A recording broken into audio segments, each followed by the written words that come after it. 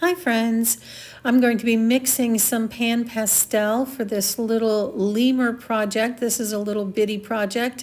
Sometimes I do these just to have some practice, and they're nice little gifts and things to have to remind you of the different colors that you can use and combine and what you've done in the past and how it looked. I'm doing a bokeh effect just by circling a mixture of the blue and green, blue and yellow rather, and getting that down just with a Q-tip or a cotton bud, so that you can see how that will come together. Dark areas, light areas. With this effect, you're just mixing that right on the paper. You've got it pulled together there with the yellow coming in on its own sometimes. Think about that glow that comes from a distant sunlit area of trees or something.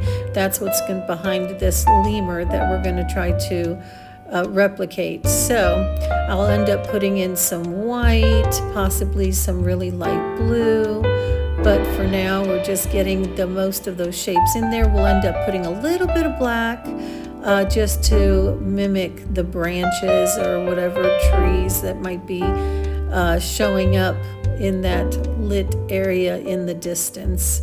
It's just a nice little background. It's a nice change from a smooth background or something too detailed. And the glow in it, I love the color as the backdrop for this little guy.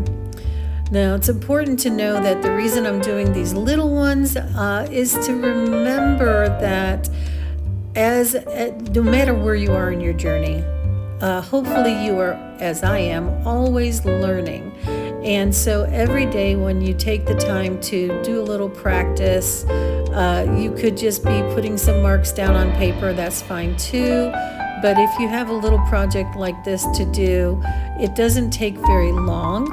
You can feel very accomplished by doing it, and it's giving you that historical knowledge that's going to benefit you throughout your journey.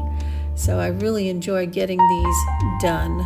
So there we are with our little background area, putting those last touches in there. Once you get it to where you want it, and this is just a random thing. It's nature, right? So you're just going to be adjusting just like I am here to try to get the feel for that background. Adding the black very softly, and again, just to create that additional depth and mimic the look of perhaps trees or branches, something else in the distance.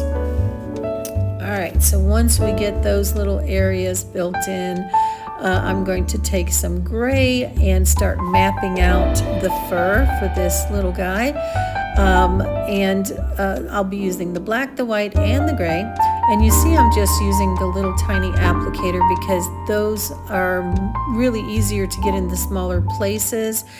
And with all underpaintings that I do, I'm just really trying to get the main areas. I may adjust them later on, but for now, just wanting to kind of remember where the light areas are, where the darker areas are, keeping the very, very important tonal values in the forefront so I don't forget. And just kind of really making it easier to get started on when it comes time for the detail.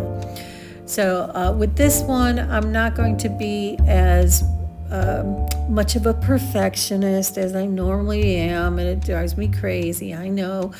But this is the whole idea behind this project is progress, not perfection. And learning how to speak is good too. But progress, make progress and forget about perfection. Because it's just too much, it's just too much of a struggle if you're trying to get to something that's perfect. You can adjust, you can go back, look at something and say, I wish I'd have done this different.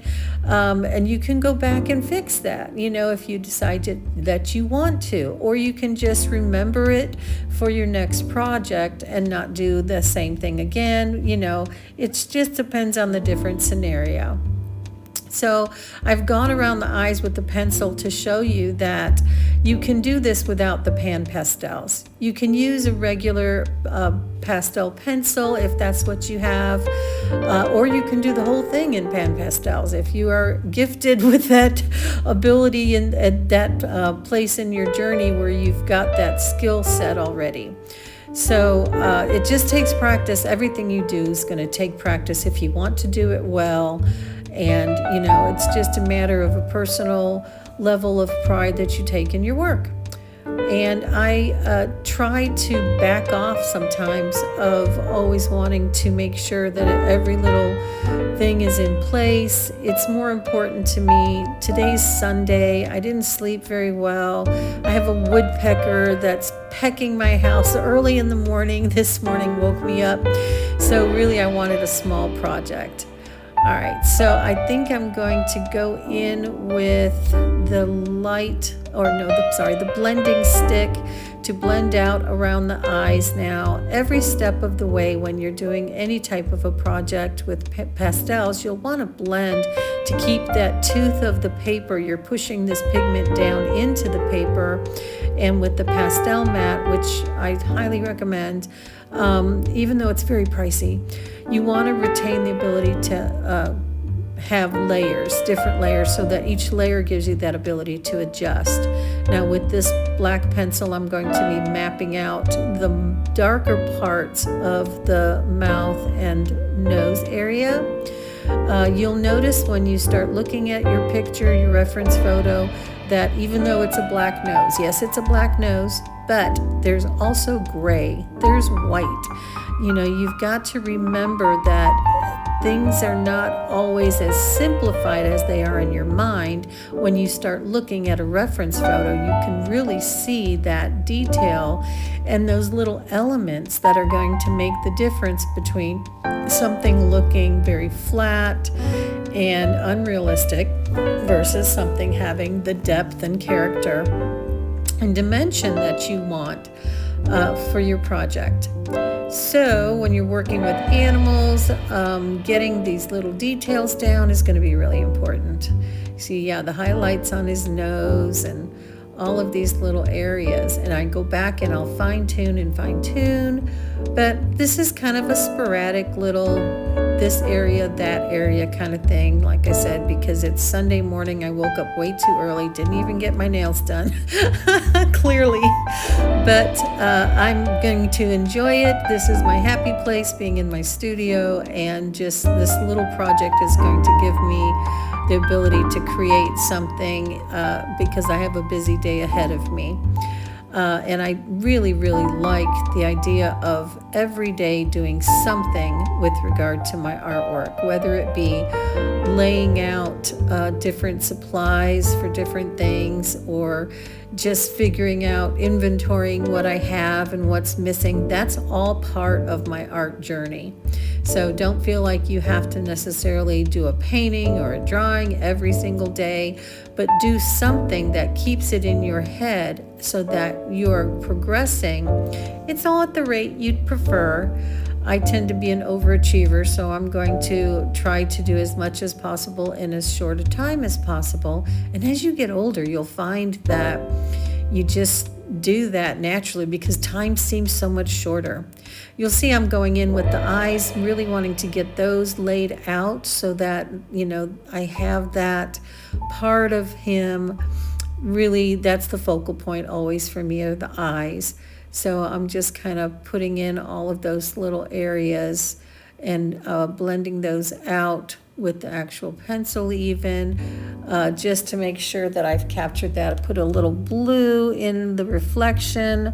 Usually that helps to highlight that reflection a little bit more than just a plain white. Very rarely is a reflection just white. There's some lighter areas at the bottom of this eye, so I'm going to go in there with that. You'll see that the different colors that I choose, I've got the Hansa yellow, and now I've got this one. This is the one, I think it's 183. I use it a lot, and I for the life of me cannot remember the name of that color, but it's a very common color. And then my little blending stumps to get the rim of the eye. And then we will be using something lighter, probably the light gray, to create the tiny little reflections around the lid of the eye. So that skin around there. Okay. Let's see, we'll go in with a little bit of the white now, just to kind of get a feel for those areas. They'll be transitioned as we go into the darker areas, but like these ears, they're so white in some places that even the underpainting was not required there. I would just use the white strokes as my underpainting as well. And I'll end up going over them, you know, so I'm going a lot lighter than it looks. I'm not pressing too hard. But again, this project is not meant to be, let's go for perfection. It's not meant to be, this is a commission or anything like that. This is kind of me needing to create. You know, you get to where you start loving art so much that it becomes a required part of your day. Even if it's, you know, I have a busy week with work, but when I get off of work, I need my brain to get de-stressed and to be cleared, and this really helps me. It's just such a good way of letting go of stresses of your day, or preparing yourself when you know you're going to have a stressful day. Just kind of sets the tone, makes you happy, and I highly recommend. I'm going and blending again around the nose now. I'll be defining just like this every step of the way, blending out that gray up there. And the entire photograph for this lemur is one that I'll hopefully be doing as a full tutorial with a lot more detail, and I'm hoping I can get that done relatively soon. I got this as usual. I go to Pixabay to get some good royalty-free, without copyright photographs that I can use in my drawings and paintings. And it's very just important to go there, or there's some other sites that are similar, but to make sure you're not just grabbing a photo off of the internet somewhere that could be copyrighted, you know, and you don't want to have that happen if you're wanting to sell your work. It's better to have something that you're creating that's original, based on a reference photo that is available for that purpose. So going in with the ears, getting that dark in. There's some smoother lines here because of the way that his ears are built. He's got real soft hairs on the outside of it and some on the inside, but there's a pretty distinct black line. And getting the areas around the eye, hopefully without disturbing my little sections that I've already put in there.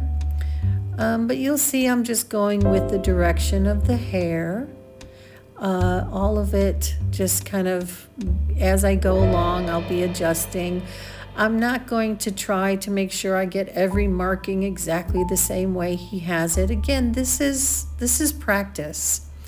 This is something that I do just to kind of keep that pencil knowledge, keep that, there's a name for that too. My brain is not working. I am serious with this woodpecker. So, yesterday my son was over and we saw this huge, beautiful red-headed woodpecker on my bird feeder that's on my porch. I put seed cakes out for all of the different birds, and he was going to town. Well, I thought it was so cute.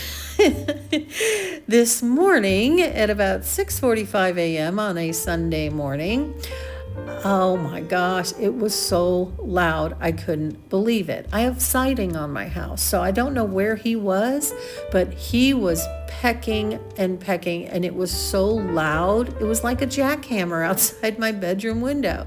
So that woke me up way too early. Tried to get my dog to go out there and chase him away, but unless it's a raccoon, he won't go to chase a bird.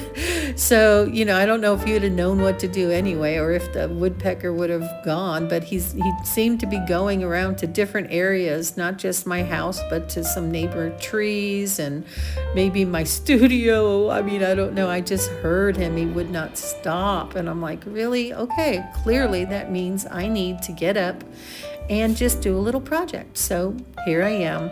You'll see I'm putting lighter fur around the outside of his body, because that is going to be from that background too. It's a sunlit kind of background. So you're going to see those lighter hairs kind of highlighted from the light sources. And just kind of blending out again, blending out. You'll know we have to blend every layer. It's really good to do some blending.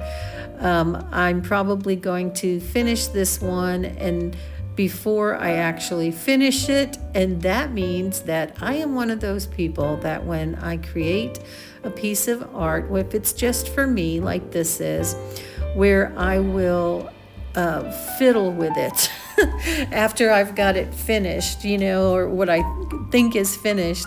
I'll step away, I'll come back, and I'll be, I didn't notice that. I need to adjust that. Why didn't I see that? It's because I've hurried through it, and I've just kind of, the purpose of it was not so important.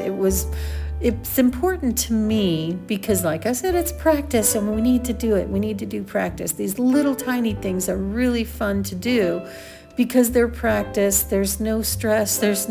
Nobody's going to be, critiquing it. It's really just a matter of having that time to just put some marks down on your paper.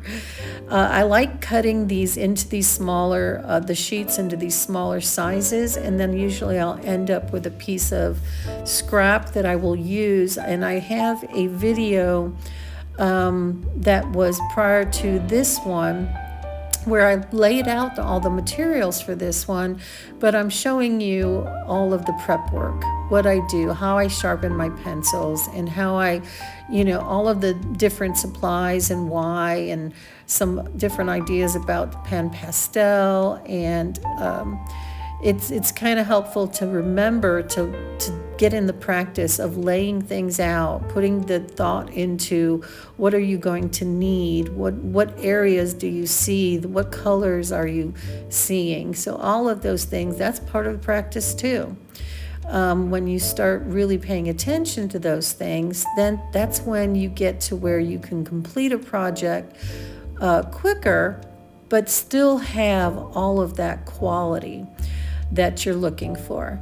So like with the background effect here, I was doing a cat for my sister, and there was something on the paper, and I had to figure out, oh my gosh, I got this far, and in the background, and it was a relatively smooth background, purples and pinks, but there was one area where it would not adhere. The pastel was not going in there. It's like something had happened.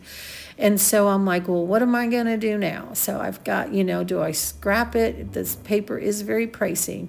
Do I scrap it and try to start over? It was the last one I had, the last sheet of that particular color. So happy little accidents, right? What I decided to do was, since it was circular marks that were there, I thought, what if I make it look intentional? So I started to put in this bokeh effect, and I realized that, it's not something I use very regularly, but I really liked it. And the way that it ended up turning out, it just kind of really gave a really unique kind of look to the portrait. So I was really happy with it in the end, and, kind of glad that I had that little thing I had to overcome. So those challenges can lead us into areas that we might not think of otherwise. So again, and I'm so often saying this, don't stress on it. Art should be fun. Art should be relaxing. Art should be something that you're doing that's rewarding, and it's just therapeutic. So when those things happen, don't give up. Just know that you can adjust. You can, if it's a color you got completely wrong, maybe adjust some of the colors around it so it's harmony.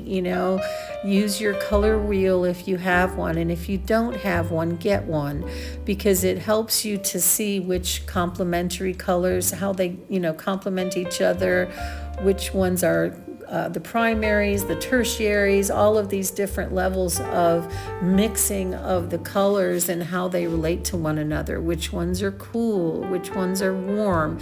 And you'll notice I'm putting a little warm color right now because on his shoulder there, he's got a little bit of brown. And I'm using the Q-tip to blend at this stage because I want to retain that fur direction, but I want to soften some of those edges. All right, we're getting pretty close here. We're going to be putting these final touches on. And when I post the final project, you'll be able to tell where I made the adjustments. But that's personal preference. You can take this one as far as you want to.